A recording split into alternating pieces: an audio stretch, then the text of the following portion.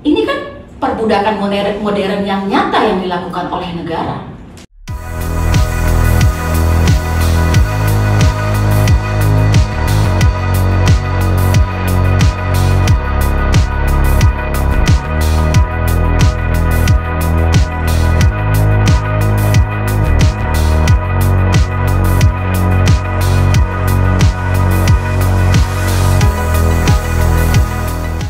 Kami berharap dibahas, disahkan. Kalau tidak sampai dibahas, tidak sampai disahkan, minimal dibahas tingkat 1. Kenapa harus ada target minimal ini? Supaya dia tidak bukan non carry over gitu loh. Nanti seperti di SPBU kita mulai dari 0 ya. Dan ini menjadi dampak luar biasa karena anggota legislatif periode berikutnya sudah tentu tidak semua orang yang sekarang ada dulu lagi yang sedang memperjuangkan mungkin sudah berbeda, dan memang harus mulai dari 0 untuk memperkenalkan lagi kenapa RUU ini menjadi penting. Bukan suatu perkara yang mudah, 20 tahun harus memulai dari 0, 20 tahun nih, 20 tahun perjalanan itu dan memulai dari 0. Yang perlu diingat bahwa RUU ini di DIM yang terakhir yang kami bilang, mungkin pertama-tama sebelum-sebelumnya kekhawatiran para pemberi kerja atas mungkin ketakutan akan dipidana dan lain sebagainya, ini bukan RUU pidana, tidak akan dipidanakan di sini. Bahkan sudah sampai hanya untuk mereka ini punya jaminan sosial itu loh, bisa diakui para pekerja rumah tangga ini, karena mereka adalah warga negara yang punya hak-hak. Nah, salah satu haknya yang minta kita dilindungi ya udah jaminan sosialnya, paling kecil itu sudah pengharapannya. Kalaupun itu tidak bisa diberikan, bahkan untuk jaminan mereka saja BPJS lah ya, seperti itu. Ini kan perbudakan modern yang nyata yang dilakukan oleh negara.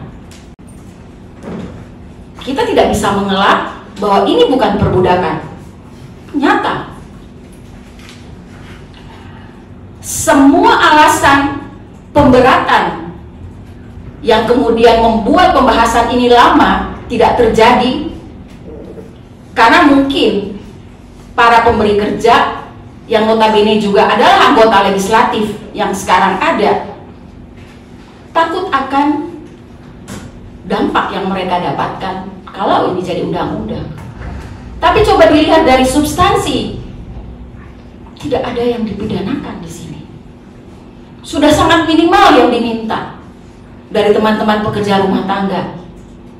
Apa yang ditakutkan oleh para pemberi kerja sudah diminimalisir, bahkan tidak ada dalam DIM yang terakhir yang disampaikan oleh pemerintah.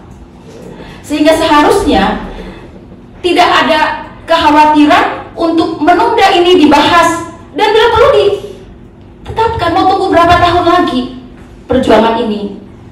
Kalau tahun ini tidak, 20 tahun terabaikan. Dan kalau itu menjadi sesuatu yang baru, yang kembali dari 0 yang tadi 21 tahun, 22, 23, 24, 25, bahkan mungkin bisa lebih dari itu. Membangun kepercayaan, komitmen, dan perspektif tidak gampang. Masa 20 tahun ini komitmen, kepercayaan, dan perspektif itu tidak ada? Kalau setiap periode berganti, tidak ada satu itikat baik pun dari wakil rakyat untuk memberikan perlindungan bagi rakyatnya. Toh yang dihasilkan ini untuk konstituen, untuk rakyatnya, bukan untuk orang yang di luar konstituennya. Itu saja sih.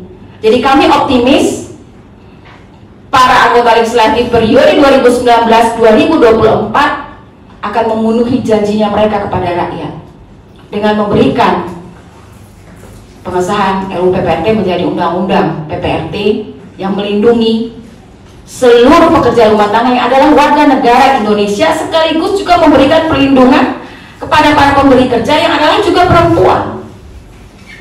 Ingat, pekerja rumah tangga ada anak-anak di situ. Ada kelompok rentan disabilitas di situ. Ada mereka yang berpotensi jadi disabilitas di situ. di mana nurani kita? Kalaupun kebijaksanaan tidak bisa diambil.